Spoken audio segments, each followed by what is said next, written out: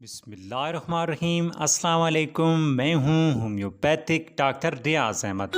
اگر آپ کا پروسٹیٹ گلینڈ اپنی قدرتی حالت سے سائز میں بڑھ گیا ہے، آپ کے پروسٹیٹ گلینڈ میں ورم اور سوجن ہے جس کی وجہ سے آپ کو پیشاب قطرہ قطرہ کر کے آتا ہے، آپ کو شدید جلن اور درد ہوتا ہے، آپ کو پیشاب بار بار آتا ہے، مثانہ بھاری اور اس میں درد ہوتا ہے، آپ کے پیشاب روکنے کی صلاحیت کم ہو گئی ہے، آپ کو پیشاب پیلا آتا ہے، تو اس کے لیے آپ میرا کلینکلی آزمایا ہوا کمبینیشن چائمافیلا کیو، ارٹیکا ڈائیوسیا کیو، پاپولس ٹی کیو، ان کو آپ نے سیم مقدار میں مکس کر لینا ہے اور اس کے 10 سے 15 قطرے دن میں 3 دفعہ استعمال کرنے ہیں۔